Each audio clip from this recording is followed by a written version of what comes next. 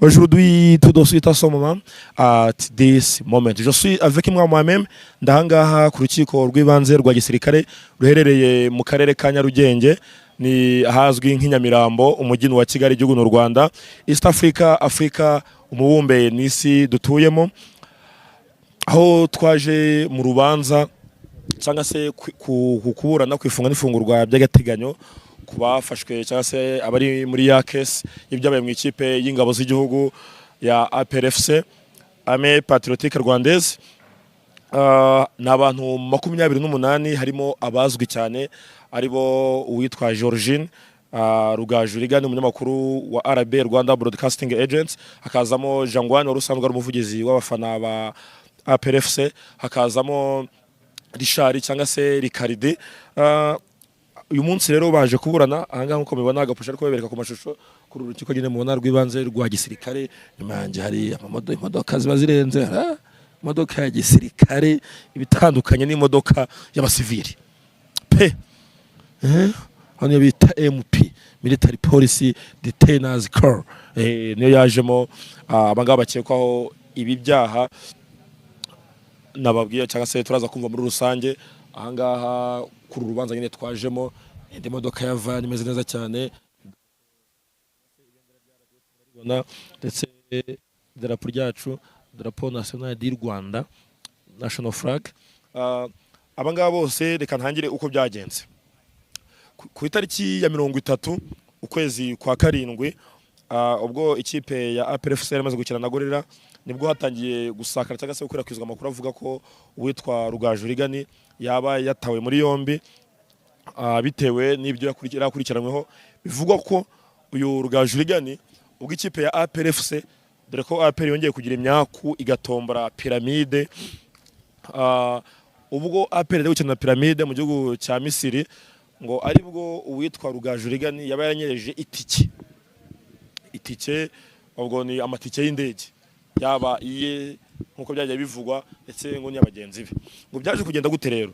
Uwitwa Rugaju Rigani ngo ubwo APRFC yari gukina na piramide, ngo yaje kubeshya bamwe mu bayobozi ba APR, ababwira ko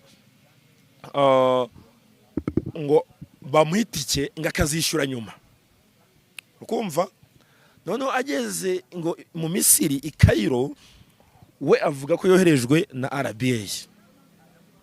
Ukuvuga ngo abariyo ikiragiye bo bumvise cyangwa se ubwo abari bagiye bakuriye delegation ya APRFC, bo babonaga Rugaju Rigani nk'umuntu wagiye kuriye RBA. Mu gihe RBA yohereje witwa Mugaragu David Mutara. Hanyuma muri icyo gihe rero RBA yagiye kubona ibona ngo Rugaju ari hariya mu Misiri Cairo, kavuga iti ko twohereje David Mugaragu, we waje gute? Urukumva?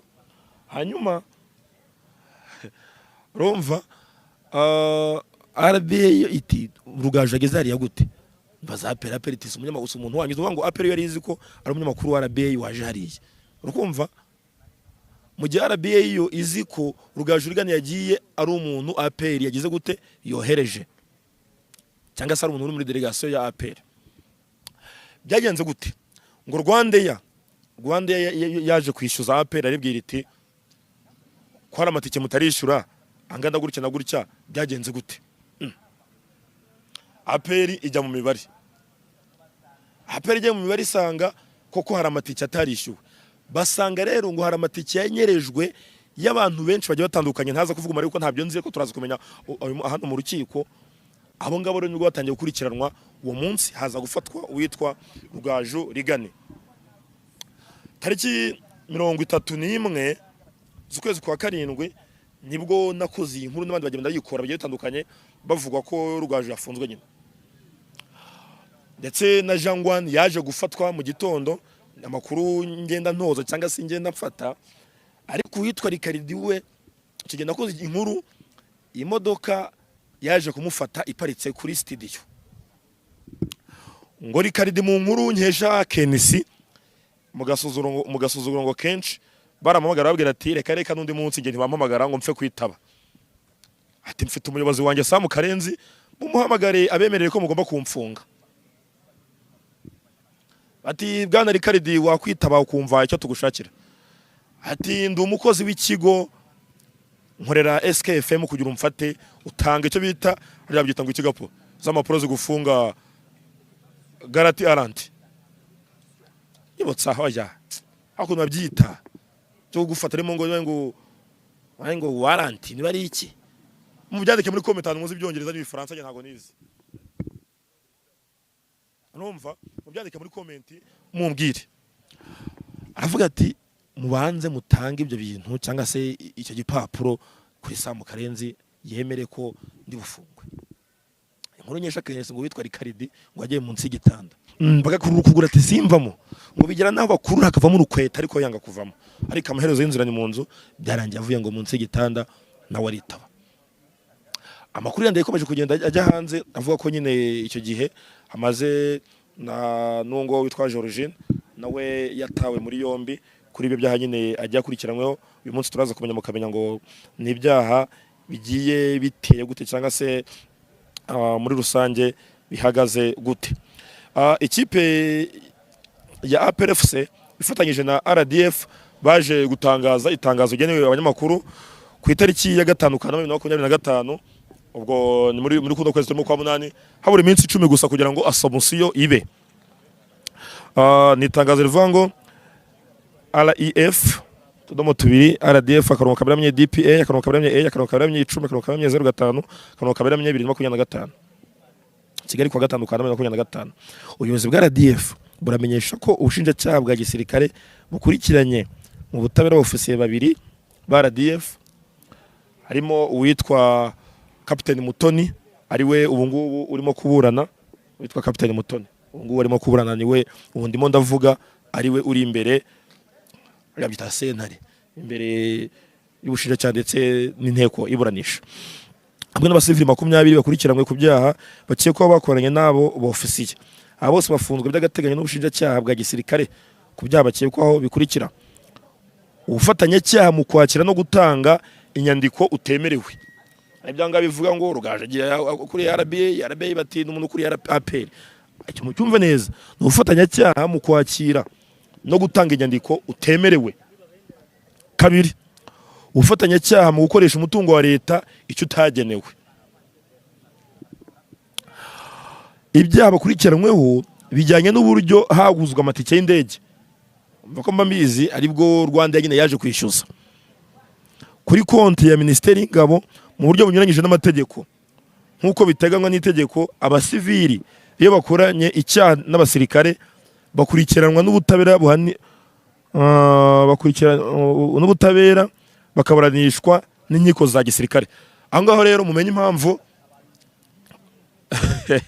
abasivili twageze mu rukiko.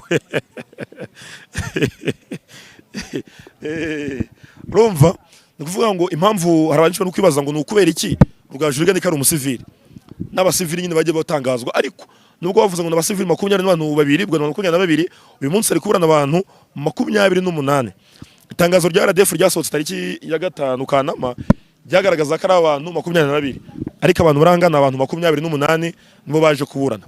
Murimo muribaza ngo ni gute abasivili bisanga mu rukiko rwa gisirikare. Itangazo rya RDF risobanura neza rivuga ati iyo umusivili yisanze mu bikorwa urumva by'ibyaha cyangwa se ibindi bintu yakoranye n'abasirikare, icyo gihe akurikiranwa cyangwa se aburanwa, urumva akurikiranwa akanaburanishwa n'urukiko rwa gisirikare. Nuvuga ngo nanjye ubungubu ndiye amafaranga ya RDF ako ntibizambeho nanjye naburanishirizwa ahangaha, urumva. Kandi ikindi ubushinjwa n'ubushinjacyaha bwa gisirikare. Akandi kantu bataza ahangaha ni urubanza rero rubuze gukomera. Mutiro rakomera gute? Ni urubanza rw'abantu benshi, bivuze ngo buri umwe muri aba bantu araburana yikuraho icyaha cyangwa se cyemera. Bivuze ngo hari umwe ushobora gushirisha mu nduko urubanza rw'abantu benshi ariye usanga bashirishanyamo abandi bavananamo, ugasanga ni ibintu biteye inkeke kandi binakomeye cyane, urumva. Ariko nanone reka twihanganishe aba bose bari gukurikiranwaho ibi byasanga bari kubura tubabwire ngo Imana iborohereze kandi bagende mu nzira nziza, Imana ibarebe icyoroshye n'ubushinjacyaha bworoshye, bazagira amahirwe bari kurwe, kuko burya umugabo mugaseka imboye nta n'uwifuriza undi gufungwa. Ariko kandi tunabwira abasivili n'abandi basirikare batandukanye twirinde ibyaha nyine, kuko iyo ukoze icyaha wisanga ahangaha isaha ku isaha. Burya baravuga ngo umugabo yarwara, umugabo yapfa, umugabo yafungwa, n'ibintu bitatu. Ntiwakwepa urupfu, kurwara ntiwabikwepa, no gufunga isaha ku isaha wakwisangamo. Ubwo rero twirinde ibyaha, tunasengera abantu bose bakurikira ngo 28 kugira ngo ubushinjacyaha bwa gisirikare Imana ibugende imbere bworoshye. Ikindi kandi twabonye harukwiritwa umuntu yitwa Nepo Dushime Nepo mu bicu. Mfite operation mu kanya yitwa operation RBA, muze kuyikurikirana kuri 3D TV, iraba ari imiriro cyane. Nje nitwa Pioneka Soel Sombrero, hambaga katabugari Nsoro Sashim, Fundi Mashiramu Paro JPZ aka Kabonyo Mr Bombocrat. Muri iki kinyejana turasabwa gukoresha imbaraga nyinshi amasaha 28 iminsi 7 kuri 7. Ese uri umusportifu, uri umumotari, ukora muri office, uri umunyonzi ndetse n'akandi kazi kose ukora, kirazira gucika intege ku murimo, kandi Cleanwell Rwanda yamaze kutuzanira Sana Ginger ndetse na Sana Energy Drink. Ubu ku mafaranga 500 gusa wabona Sana Energy Drink cyangwa se Sana Ginger. Ibi si byo kunywa gusa, ahubwo ni ingabo zidusubiza imbaraga mu buzima. Soma kuri Sana Ginger ndetse na Sana Energy Drink kuko bigura amafaranga make cyane kandi urabisanga hose mu gihugu.